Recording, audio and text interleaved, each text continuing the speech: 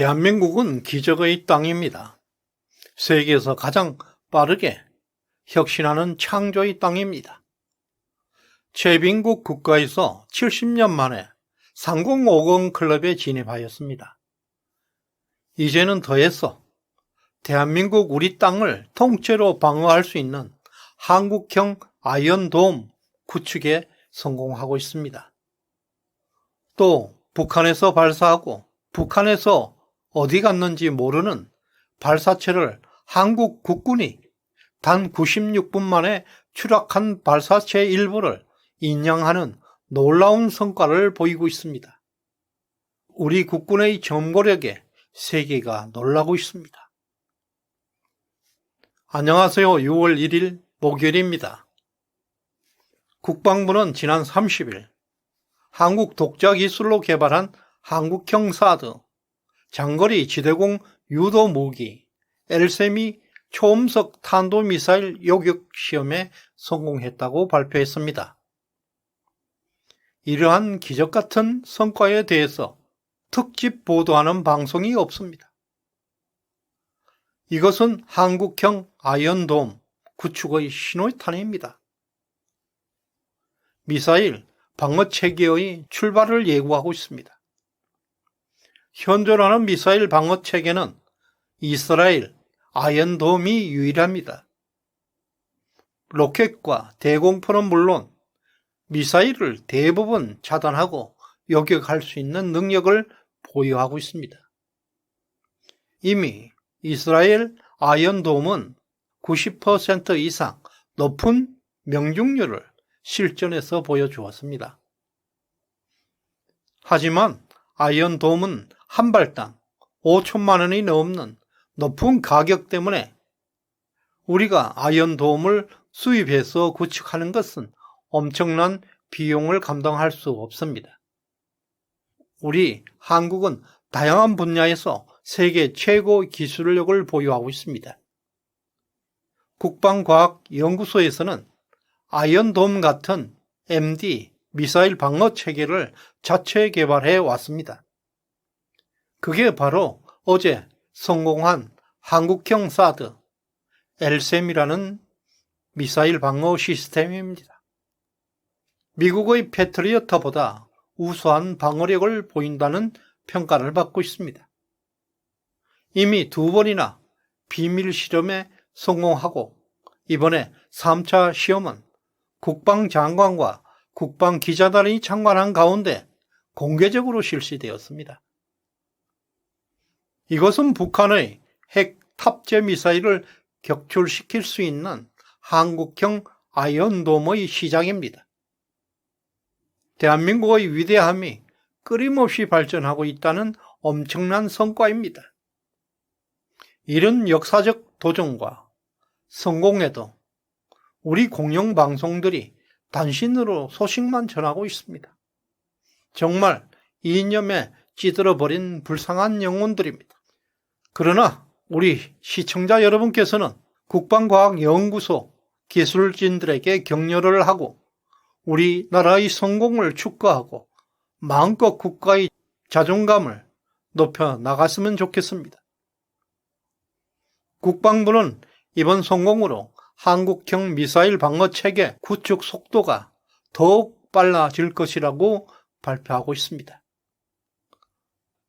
반면에 합참에 따르면 현재 우리 군은 북한이 발사에 실패한 발사체 동체를 인양하는 작업을 수행 중이라고 합니다. 우리 함정과 항공기를 동원해서 수심 75m 속에 있는 길이 약 15m의 발사체를 회수하기 위한 작업을 진행하고 있는데요. 이것은 지난 31일 평안북도 동창리에서 발사한 발사체의 잔해입니다. 이 위성 발사체는 2단 분리 실패로 전북 군산의 어청도 서쪽 200여 킬로미터 서해상에 떨어졌습니다. 합참은 또 전날부터 해군 잠수 인력을 투입해서 인양 작업을 실시하였는데요.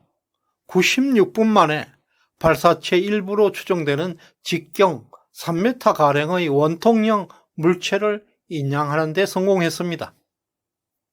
이것은 대한민국 군사 정보력의 획기적인 발전을 보여주고 있습니다. 거대한 바다에서 96분 만에 추락한 위치를 정확하게 추적해서 수색 작업을 진행하고 있다는 놀라운 정보력과 군사 기술을 보여주는 것입니다. 이에 대해서 북한은 어떤 반응도 보이지 않고 있습니다. 96분 만에 잔해를 건져 올리는 우리 국군의 정보력과 작전 능력에 세계가 놀라고 있습니다. 이런 성과는 윤석열 대통령이 주도해온 한미일 가치동맹의 결과물입니다.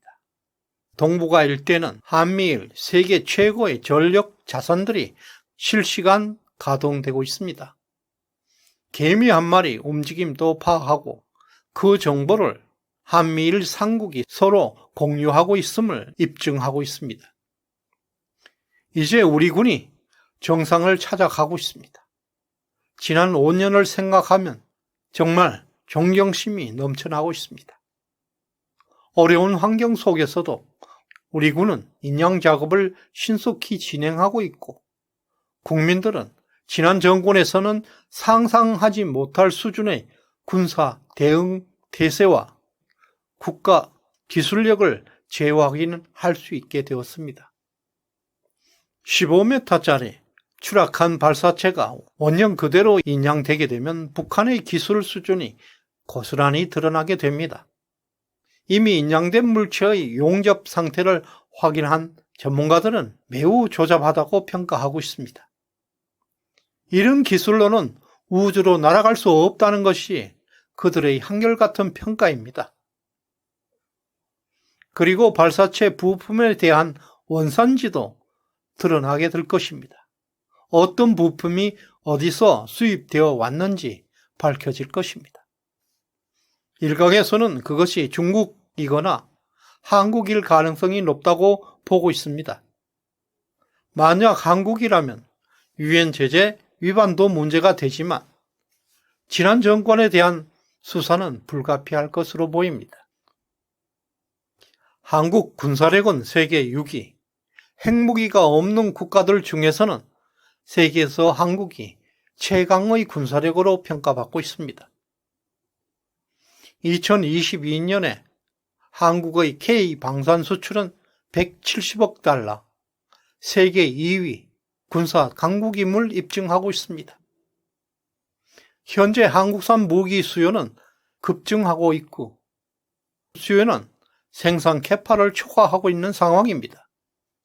한국의 K방산 산업은 기술, 가격, 납기 등에서 독보적인 경쟁력을 보여주고 있습니다.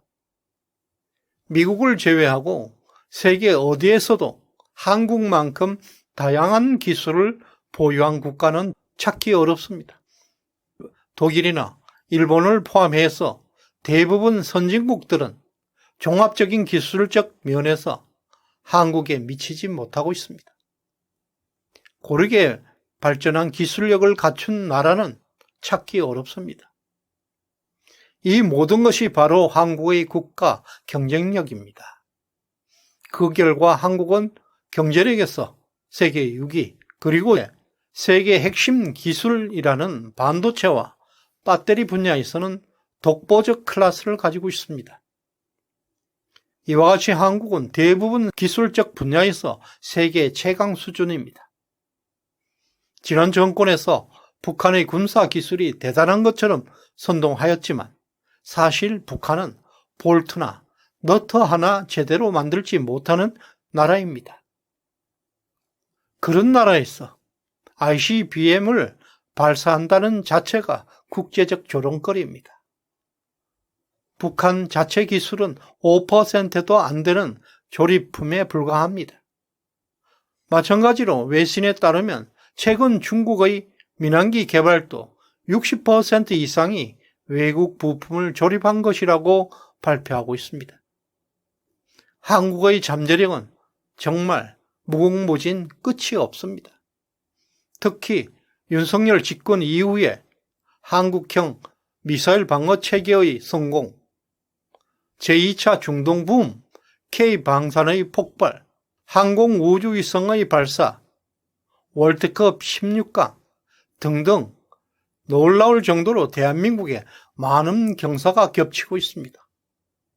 하지만 지난 5년 벌어졌던 엄청난 부패와 비리를 청산하는 과정을 세계가 지켜보고 있습니다. 우리는 조금 늦더라도 글로벌 스탠다드 가치를 지키는 것이 매우 중요합니다. 이미 우리는 글로벌 중추국가에 성큼 다가서고 있습니다. 많은 댓글로 의견을 남겨주시면 고맙겠습니다. 시청해 주셔서 감사드립니다.